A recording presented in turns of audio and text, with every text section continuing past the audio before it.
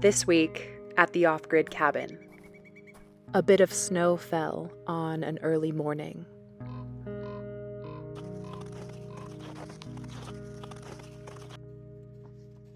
But instead of being trapped in the tight, cold grip of a mountain winter, it escaped.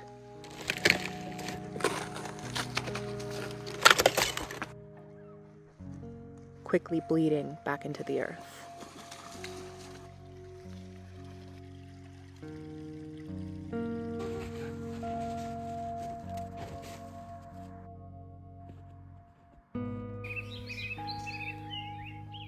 Winter has spared me her wrath for now. I last left you at the end of a day of harvesting firewood. Since then, I've burned some of what I gathered and added nothing more to the woodshed.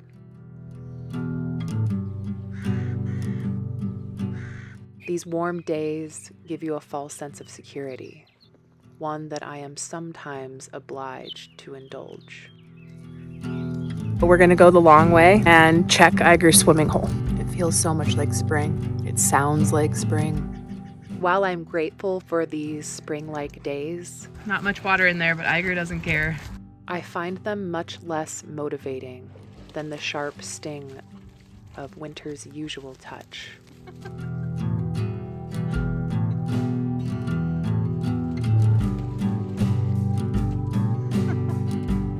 Oh, thank you. Instead of continuing to work on restocking the woodshed, I find myself foraging,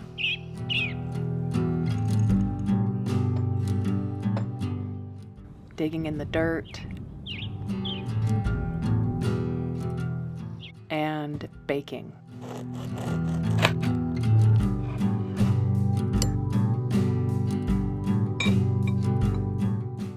This warmth and amber light is a soft invitation to pause and let the sun settle into my skin. It appeals to the child in me to go play in the woods, quietly dissolving the sharp pressure of winter's clock, temporarily relieving me of any sense of urgency.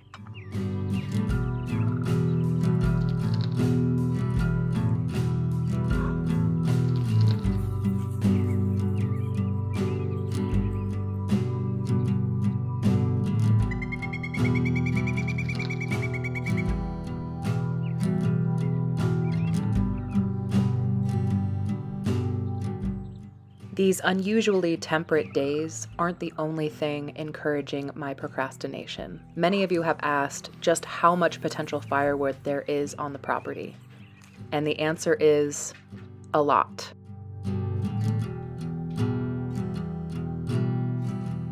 It's actually overwhelming.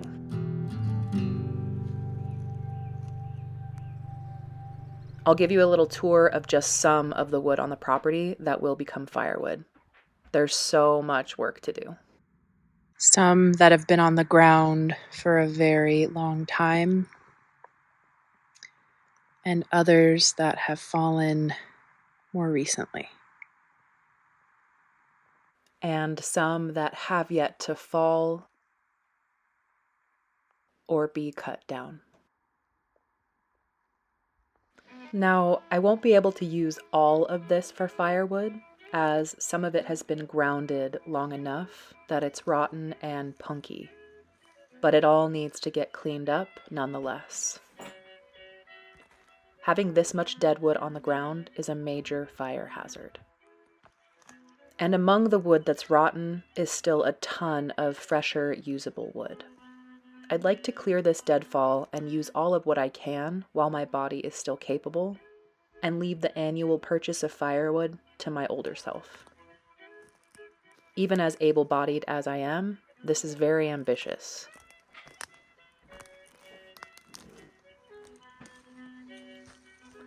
The amount of time that goes into processing my own firewood is a full-time job. And as you can see, everywhere you look, there's wood on the ground to be cleared.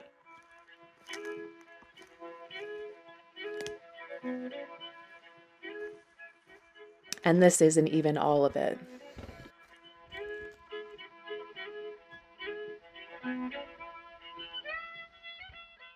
Last spring, I started making piles of limb wood. And these piles have come in very handy on days like today where I'm either lacking energy or lacking motivation. Having these piles on hand is a really easy way of having grab-and-go firewood at the ready with a minimal amount of effort. And it serves two purposes. It keeps the fire going in the cabin and clears some of the deadfall off the ground. It's the low-hanging fruit that satisfies that internal itch to be productive without the physical demand of chopping wood. Every branch I haul back to the shed is a tiny assurance against the return of the frost. It's not the main harvest, but it's enough to keep the winter clock from ticking quite so loudly in my ears. There's a rhythm to it, like picking berries. It's simple, and it's all the ambition I can muster this week.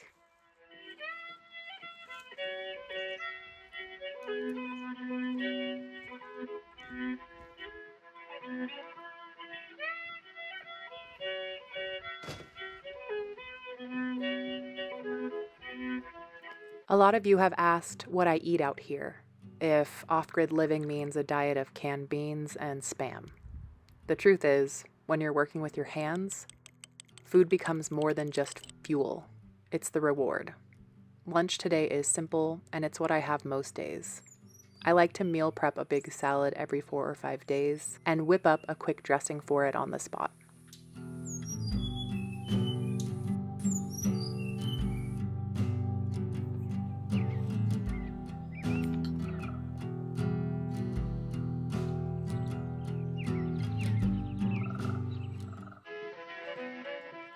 By late afternoon, the shadows stretch out like an omen, but before I heed their warning, I'm heading back out to gather one last load of limbwood to stack against the shed.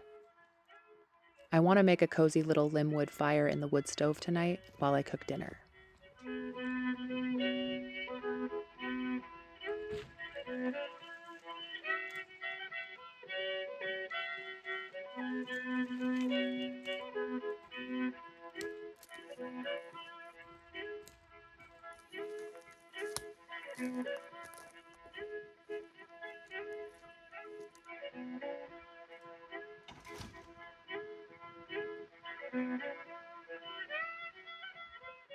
But before I get to making dinner, I'm going to retreat into the cabin to do what my spirit has been wanting to do all day.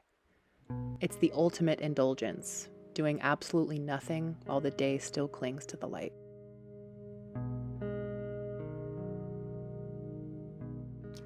And as the light fades into that deep mountain blue and the temperature finally starts to drop, it's time for a big warm soup to go with that sourdough I pulled out of the oven earlier.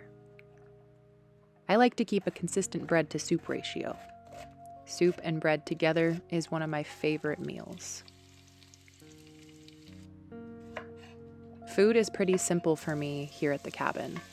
Fortunately, I am somebody who loves leftovers, so meal prepping a big pot of soup for the week has me just as excited for dinner on day 5 as I was on day 1.